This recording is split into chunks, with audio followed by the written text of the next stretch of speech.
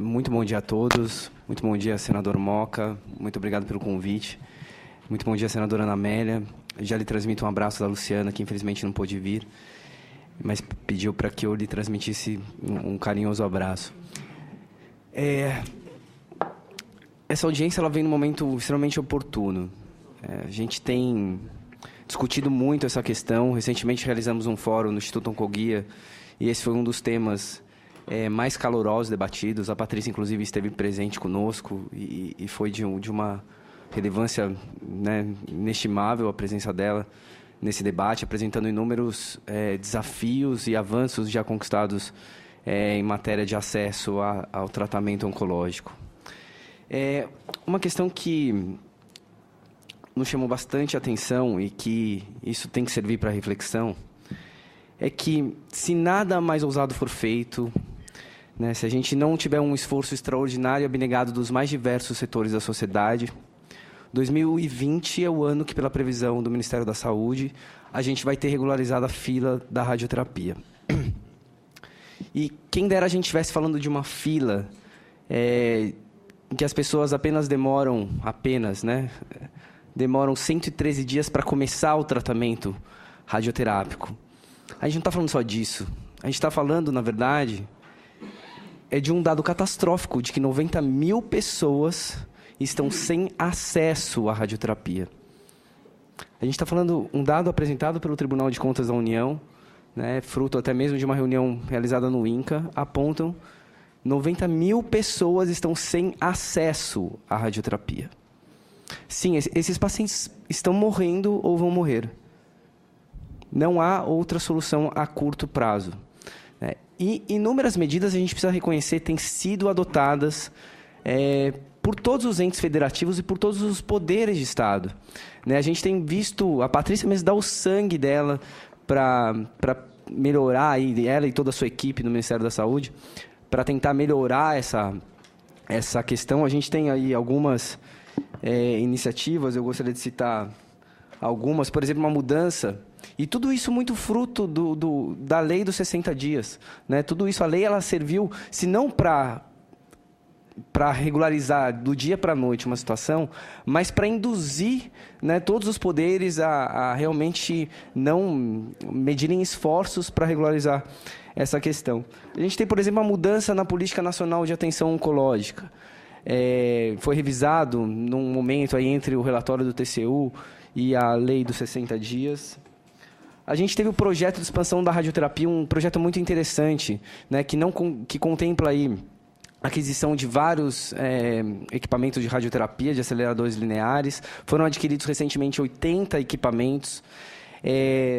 Acontece que esses equipamentos vão demorar ainda para serem instalados, até porque a questão da radioterapia não é só a falta de equipamentos, né, mas há toda uma ambiência, um projeto de arquitetura necessário, capacitação de recursos humanos. Então, é uma questão complexa, né, e foi um projeto muito interessante, capitaneado pelo Ministério da Saúde. O Siscam, né, com todas as suas falhas, né, e a gente reconhece, tem aí o desafio de conseguir pelo menos mais registros epidemiológicos, pelo menos no módulo específico que foi criado para ele, conseguir monitorar a questão do início do tratamento, principalmente o prazo do início do tratamento. Né? Esse Siscam, até acho que a Patrícia vai poder falar um pouco mais, mas ele aglutina o Siscolo e o Sismama, que eram sistemas relacionados ao câncer de mama, ao câncer de colo de útero, e ainda faltam aí módulos para outros tipos de cânceres. A gente precisa, talvez acelerar um pouco esse processo. Houve também um projeto muito interessante criado pelo Poder Executivo, que é o PRONON. Estou vendo até que a Laura, que trabalha no Ministério da Saúde, né, e a gente esteve semana passada discutindo um pouco esse assunto. É uma espécie de lei Rouanet para hospitais oncológicos, né, ou para instituições que estão aí trabalhando para a melhoria da atenção oncológica. Né? Ela garante recursos para a saúde, injeta na saúde, especialmente na saúde oncológica, um recurso que a princípio não estava previsto. Né? O ano passado, tinha um teto definido pelo Ministério da Fazenda de 300 milhões de reais a mais para a oncologia. Esse ano parece que esse teto vai ser de 600 milhões de reais, isso para investimento em infraestrutura. Né? E a gente está falando falando sim em infraestrutura. A lei foi extremamente relevante, né? Ela, como eu disse, induziu aí a todos os setores da sociedade, especialmente do governo, os poderes de Estado, a implementarem ações relacionadas, mas é uma questão a longo prazo, né? Então, a gente, infelizmente, vai ter que conviver com alguma angústia nesse momento, mas também é preciso, não podemos nos acomodar, é preciso também que haja mais ousadia. Está todo mundo aqui, eu acho que convidado para pensar em novas estratégias, em modelos mais ousados e ideias geniais que a gente possa aí pensar especialmente em salvar essas pessoas que hoje estão morrendo porque estão sem acesso. E eu destaquei a questão da radioterapia porque foi, de todas as modalidades de tratamento oncológico, apontadas até no relatório do TCU, radioterapia, quimioterapia e cirurgia, foi a modalidade terapêutica com um número mais gritante aí de problemática. Então, essa é uma questão que a gente, como comentou, houve avanço. Falando especificamente em relação à lei dos 60 dias, né? Essa lei, basicamente, ela trouxe 5 pontos, né? Mais especificamente, estabelece que as terapias precisam ser atualizadas periodicamente, né? Tanto terapias cirúrgicas como clínicas. Estabelece esse prazo de 60 dias ou um prazo menor, desde que haja uma indicação médica, uma justificativa médica para início do tratamento. Estabelece a obrigatoriedade do paciente receber gratuitamente medicamentos para controle da dor. Isso é extremamente importante, né? A gente tem aí pessoas que já não têm mais uma possibilidade de cura terapêutica, só que elas sentem dor, né? Isso é cruel. Então, essa lei ela também criou esse elemento, que ainda é pouco falado, mas que garante o direito das pessoas receberem com prioridade medicamentos para controle da dor.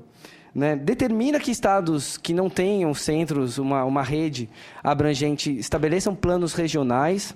Isso também foi regulamentado pelo Ministério da Saúde. E também estabelece penalidades administrativas. Essa questão da penalidade, inclusive, né, eu ouvi a Patrícia em outro evento, é uma questão delicada.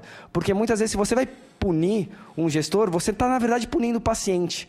Então, é uma questão extremamente delicada. Você vai, por exemplo, desabilitar um serviço de oncologia, você vai fechar um serviço que atende, né, poderia estar atendendo 200, atende 100, e por isso vai fechar esse 100. Então, é uma questão delicada. Talvez tenha que buscar aí outros modelos de punição ou de estímulo, né, que talvez sejam mais inteligentes nessa questão. Falando especificamente agora sobre a regulamentação da Lei de 60 dias, o Ministério da Saúde editou uma portaria que um dos pontos mais críticos dessa portaria, que já foi apresentado pela Mayra, diz respeito a quando inicia-se o prazo dos 60 dias. A lei diz claramente que a partir da data da assinatura do laudo patológico. A portaria, na sua regulamentação, estabelece que esse prazo começa a contar a partir da data do registro do diagnóstico no prontuário do paciente. A lógica é assim, o patologista assina o laudo, esse laudo provavelmente vai para um serviço de saúde, e é só depois que ele é recebido nesse serviço de saúde que ele vai para o sistema, né? Então, pode ter um prazo aí muito maior. O que era 60 dias, a partir da data da assinatura, pode se transformar em 90, em 120 dias. Não dá para ter uma certeza em relação a isso. Foi uma ilegalidade que foi atacada por diversas frentes. Houve uma ação civil pública da Defensoria Pública da União, eles conseguiram uma liminar, houve até um recurso por parte do Ministério da Saúde, esse recurso não foi acolhido.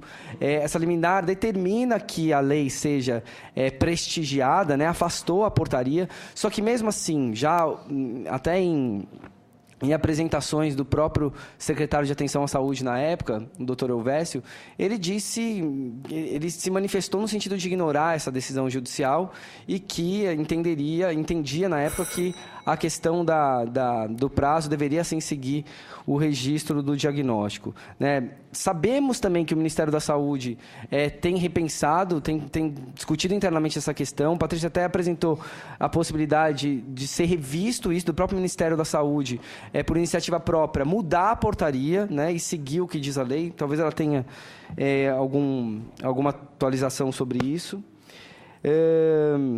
Tem uma questão que também não foi abordada por essa lei e talvez pudesse ser aprimorada, é o segundo, terceiro, quarto, ou seja, o segmento do tratamento. A lei fala só do início do primeiro tratamento.